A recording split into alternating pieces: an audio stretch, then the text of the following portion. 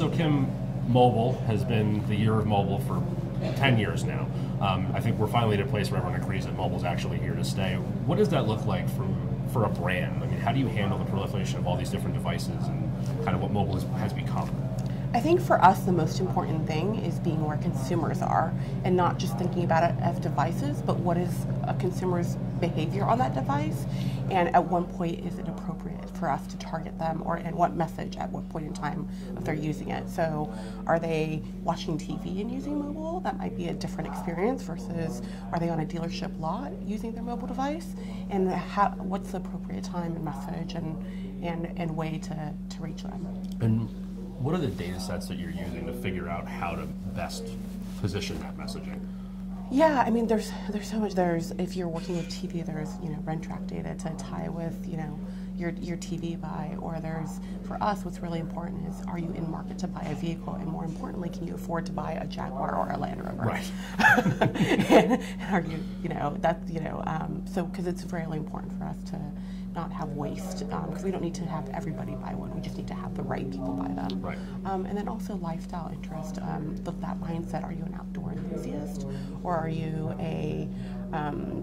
into technology? Like marrying all those things together to find that right person. So I think it's safe to say you're a luxury brand. Right. So being a luxury brand, targeting becomes significantly more important, as you kind of mentioned. Yeah. So, what attribution modeling, I mean, are there a lot of different mixes that you have to kind of take part in, or is it something that you guys have been able to kind of skinny down because you have a lot of repeat offenders of coming back and buying a lot of the same vehicles because your brand's so strong and loyalty's there?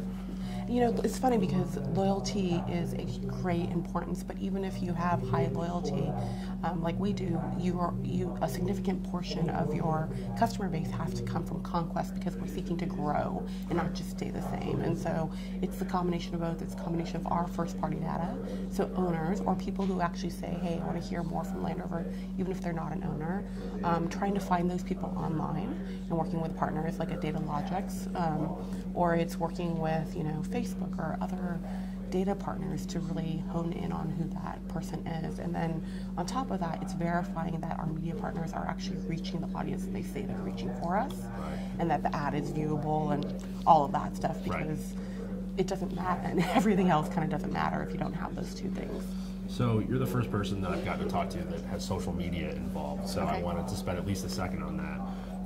Facebook, Twitter, Instagram, they're all very different, but they serve a lot of the same purposes. And your targeted brand, your audience might skew probably not quite young, but you definitely want early adopters to come in because you have the brand. So how do you leverage social media and the data behind social media to strengthen maybe the other campaigns?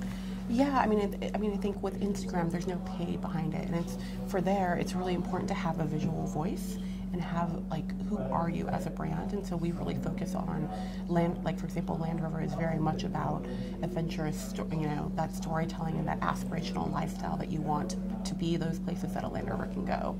And so we really focus on that, and that is very much, the audience there is very much a broad spectrum, because it's not just people who can afford to buy it right now, but we want future people to be dreaming about, when I get that great job, I want a Land Rover, for example. But on Facebook and Twitter, it's not just about that kind of aspirational nature any longer. You really can actually target people who are in market for a Land Rover and actually shopping. And so your traditional ways of thinking about finding those people who are shopping for your vehicle have changed, and that valuable data has become so useful to us. That's great. Thank you so much for your time. Thank you.